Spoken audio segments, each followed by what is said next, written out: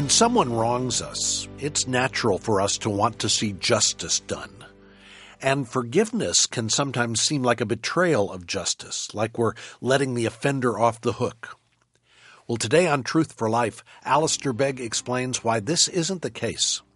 We're discovering the nature and the source of true biblical forgiveness.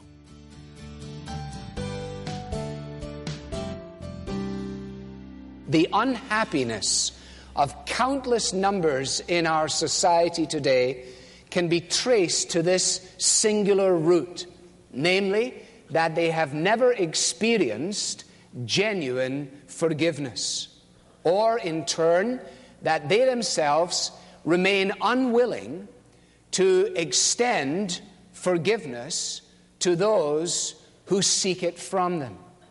Indeed, many who are attempting to help such individuals at the level of psychological counseling find themselves totally unable to crack the code. And the reason is that the root situation is a matter of spiritual dimension. If you were to write down 2 phrases of 3 words each that in common conversation and as an expression of human interaction are phrases which are hard to express, we would get a variety of responses. Out of all of them, we would discover that there would be 2 recurring phrases which would appear on these sheets. Namely, I am sorry and I forgive you. 3 plus 3 of the hardest words to get out of our mouths and really mean in all of the English language. Because our pride is so severe within our lives that we are reluctant, first of all, to ever admit to being wrong. And at the same time, and perhaps even sadder, we are slow to grant forgiveness to those who seek it from us, choosing instead to hold, we feel, some mechanism, some leverage over them, whereby we may constantly be returning them to unforgiven indebtedness in our lives. Parents do it with their children, employers do it with employees, and so the mechanism goes. And no matter what is verbalized, it is by the action and the attitude that this issue is most conveyed. To return evil for good, said Archbishop Temple, is devilish. To return good for good is human. To return good for evil is divine. And here, in this 45th chapter of Genesis, we discover this expression of divinity. Here is Joseph, who justifiably should be conferred with a master's degree in divinity. For here in this wonderful expression of divinity, he stands to the fore. He would have agreed, I'm sure, with John Stott's simple and pithy expression, forgiveness, says Stott, is as indispensable to the life and health of the soul as food is for the body. Forgiveness is not some little extra, is not some little special dimension of Christian experience. It is at the very heart of it. Now, what I'd like to do is to trace a line through this by noticing, first of all, the illustration, then providing a word or 2 of explanation, and then finally making some points of application. The illustration is here before us in Genesis 45, and in order to set it in context, just for those who may not have followed the story, we should turn for a moment to Genesis 37. Because it is in Genesis 37 that we discover the jealousy of these brothers being unleashed against their teenage brother. 17-year-old boy with a fairly fertile imagination, and also dreaming some pretty impressive dreams, wearing a pretty jazzy coat that his father had given to him and didn't give to any of the others, and also reporting to his dad when his brothers were up to their tricks. These things, combined with others, created within these brothers such a spirit of jealousy and resentment and hatred that they determined amongst themselves that on the first opportunity they would seek to deal with this young upstart. And it is such an opportunity which emerges when Joseph is dispatched by his father to find his brothers and to greet them, and then to return with a report of their well-being or otherwise to his dad. And in Genesis chapter 37, we're told in verse 17b that Joseph went after his brothers and he found them near Dothan. But they saw him in the distance, and before he reached them, they plotted to kill him. Just allow that phrase to sink in. You may not have had a very good family background. You may have found there was a little animosity amongst your siblings. But in all honesty, when you saw your brother or your sister coming towards you to meet you at the restaurant or whatever it was, can you honestly say that you stooped to the depths to convene around the table the way in which you're going to take this person out? That's exactly what they were doing. Here comes the dreamer, they said to each other. Come now, let's kill him. Throw him into one of those cisterns and say that a ferocious animal devoured him. Then we'll see what comes of his dreams. Not very much will come of his dreams, clearly. Dead people don't dream. Now this is mitigated by the intervention and subsequent conversation amongst the brothers. And the result of their interaction reveals itself in verse 28, when, seeing a group of Ishmaelite, Midianite traders come by, they decide on a compromise solution to be rid of him. They dig him up out of the cistern, and for 20 shekels of silver, which wasn't a particularly large amount of money, they sold him to the Ishmaelites, who took him into Egypt. And as a result of ending up in Egypt, he finds himself on the slave block, and there he is sold into slavery. And for the last 20 plus years of his life, all that has happened to him, the good, the bad, and the ugly, can be traced from a human perspective to the fact of the jealousy of his brothers. Now, if we had been on the receiving end of that, what do you think would have happened on the day that we saw them come into our eye gaze? It is this which is so striking about the events that are before us. Because here in verse 21 and following of chapter 45, we have the actions on the part of Joseph in response to the actions on the part of his brothers. His brothers tore his clothes off, and he gave them clothes. His brothers sold him to make money, and he gave them money. His brothers drove them as far as they could from him. He says to his brothers, come close to me. And in the section there, in the 21 through to 28, he gives them carts, he gives them provisions and clothes, and he gives them cash, and he gives them counsel, warning them against quarreling on their way back down to Egypt, as he recognized how prone they were to get involved in all kinds of battles with one another. Now, what's happening here? Well, it is simply an illustration of a forgiving heart. Admittedly, a dramatic illustration of a forgiving heart. For it is not difficult for us to conceive of a situation where, if we had found ourselves there, we might have been prone to say to these guys, listen, you stuck it to me for the last 22 years. I haven't seen my dad in all this time. I haven't been able to speak my own language. I haven't been able to see some of those girls that I remember in my mind's eye from my teenage years. I haven't known any of this, and so you will pay. Now you're going to find out what it's like. And so some of you will die in prison. After all, you deserve it in relationship to the way in which you treated me. But there is none of that. None of that. In fact, if you look at verse 4, Joseph said to his brothers, come close to me. Come close to me. Can you imagine when he said that? Do you think they all stepped up? Yeah, okay, Joe, here we are, man. I don't think so. I think they're going, okay, you go first, Reuben. You got us into this. Simeon, get up there.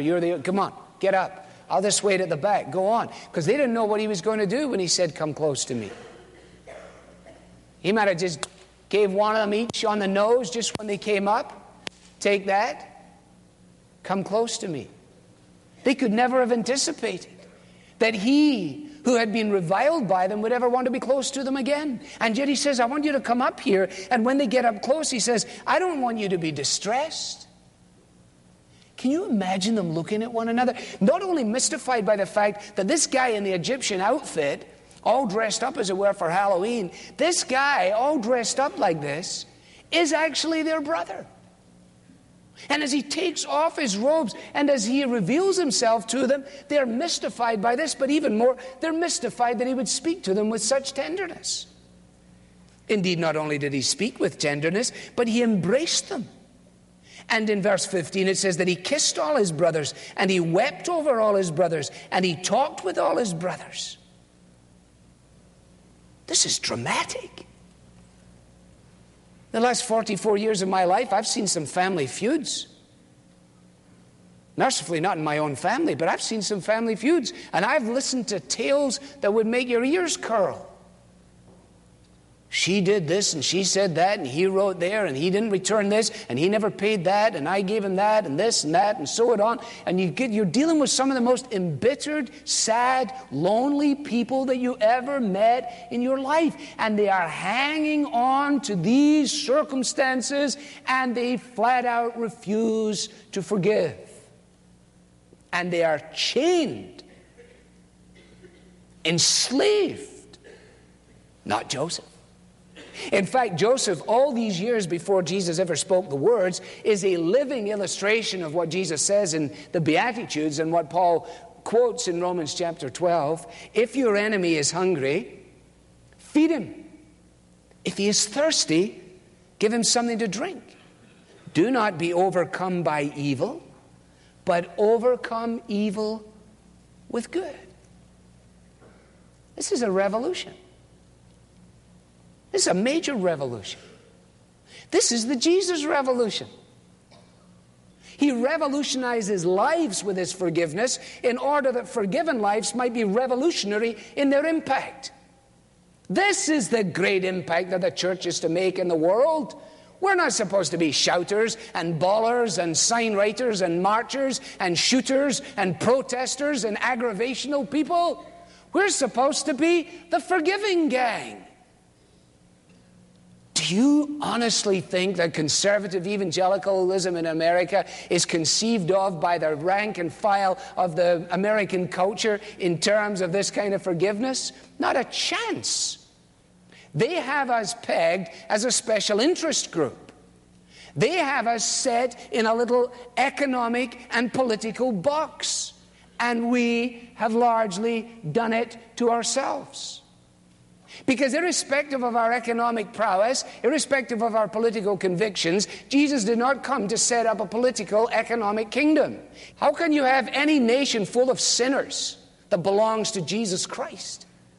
Oh, I understand we would like it to be more like this and more like that, and those are justifiable concerns, and we would like these people to stop doing these heinous abortions, and definitely we would, and we want everybody to know, and so we should. But have you ever considered what would happen if we tried to overcome evil with good?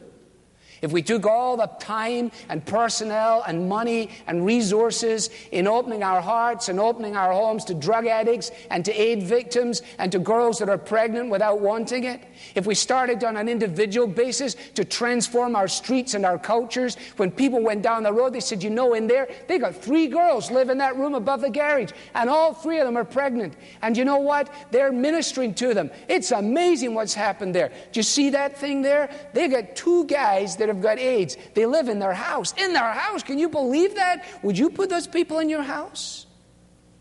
See, that's what Jesus was doing with the lepers. That's why everybody was going, whoa, don't do that, Jesus. Goodness gracious. That's why the guy's got a bell.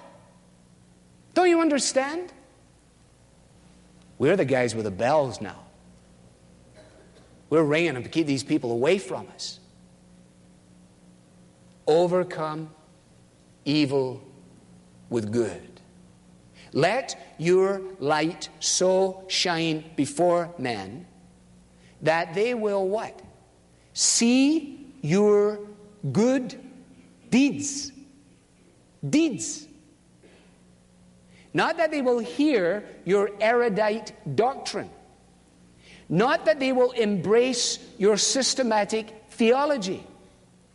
Not that they will immediately understand your worldview. Not that they will come on board with your view of the nation, but that they will see your good deeds and so come to glorify your Father who is in heaven. And that is exactly what's happening in Genesis 45. The brothers see the carts. They see the clothes. They see the cash. They hear the counsel. And they are mystified that they who have offended so greatly against this boy should be on the receiving end of such a dramatic illustration, tangible illustration of genuine forgiveness. That's the illustration. Now let me go to a word of explanation concerning it.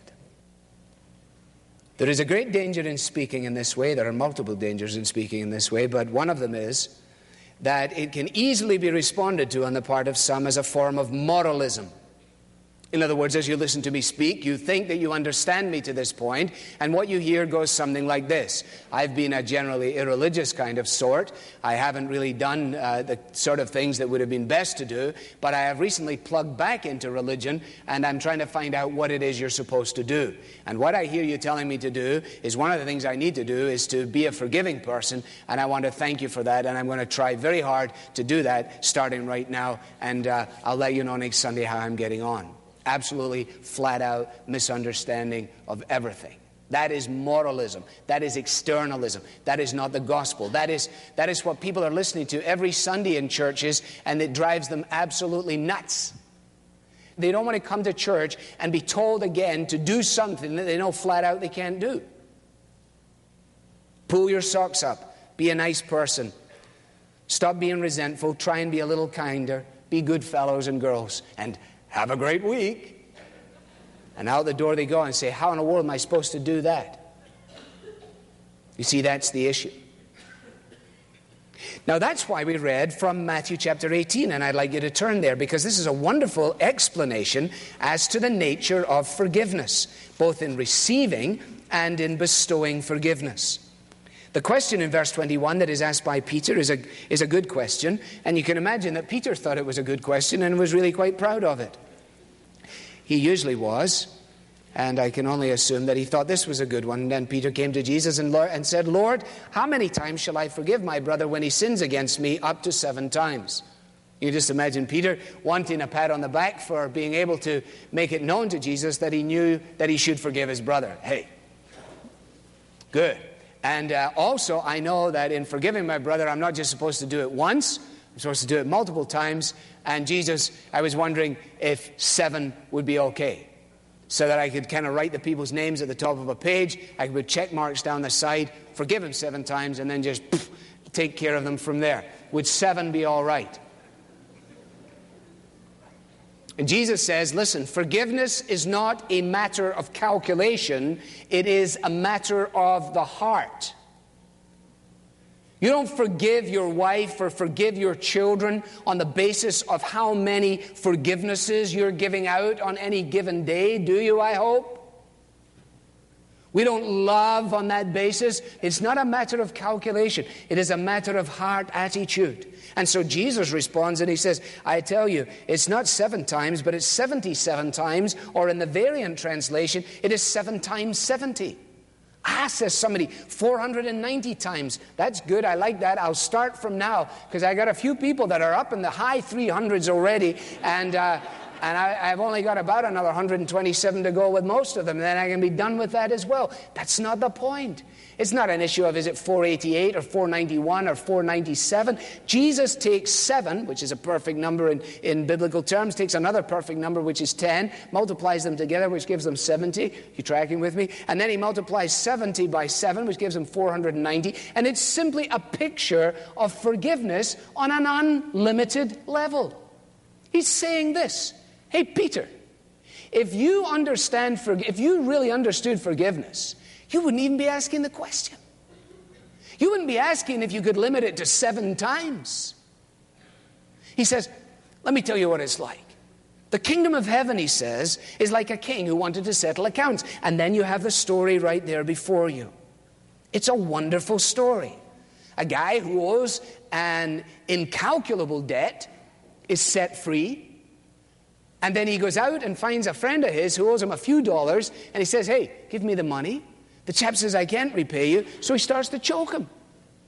And then, deciding it wouldn't be a good idea to choke him, presumably because he'd never get the money, he has him thrown in the jail until he can wait for his money. Despite the fact that he had been forgiven an incalculable debt, he's going to choke somebody to death for a few bucks. Oh, I can't imagine that, can you? Now, forget the money for a minute. In Christ, we have been forgiven an incalculable debt, right? You going to choke your brother or your sister for a few offenses? The lesson here, the primary lesson, is simply this. That is in Matthew 18 as an explanatory statement on Genesis 45. Let me give it to you in as few words as I can.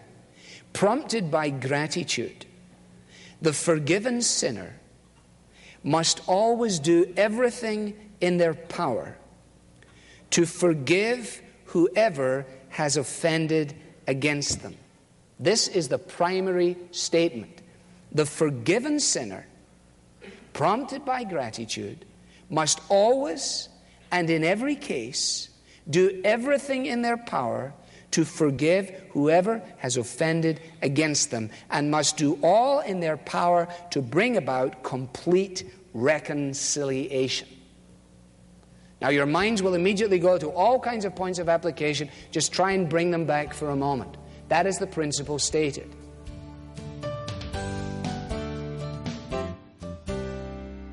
A Lesson in Forgiveness. That's the title of our message today from Alistair Begg and Truth for Life. If you happen to join us late, you can hear the full broadcast online at truthforlife.org. Look for the series titled The Hand of God. And if you're on our mailing list, you have received a letter from Alistair in recent days.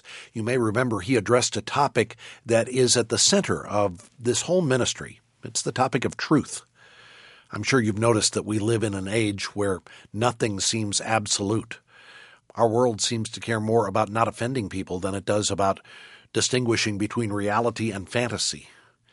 But at Truth for Life, we believe that absolute truth is found in God's Word, and we're committed to teaching that truth even when it's uncomfortable. When you give to Truth for Life, that's the mission you're supporting. Your donations cover the cost of producing and distributing these messages, and because of you, there are people all around the world who are able to hear these messages and to anchor their lives on God's unchanging Word. As our way of saying thank you for your giving today, we'd like to send you a copy of a book that Alistair highly recommends. In fact, he wrote the foreword to this book. It's titled A Good Old Age, and it's written by a man who has been a lifelong mentor to Alistair, Derek Prime. Derek notes that for many people, the golden years are years full of unique challenges that don't just include physical struggles. Many seniors wrestle with finding a sense of identity and purpose. And this book reminds us that regardless of age, our purpose and identity are the same. As believers, we live for God's glory. And in the process, we look forward to heaven. This book is full of biblical wisdom, and it will guide you all the way to the finish line, regardless of where you are in that journey. This book gives you a roadmap to follow. Request a copy of A Good Old Age when you give a much-needed year-end donation to support Truth for Life. Give online at truthforlife.org or give by calling 888-588-7884. The number again is 888-588-7884. I'm Bob Lepine, hoping you'll join us again Wednesday when we learn more about biblical forgiveness. The Bible teaching of Alistair Begg is furnished by Truth for Life, where the learning is for living.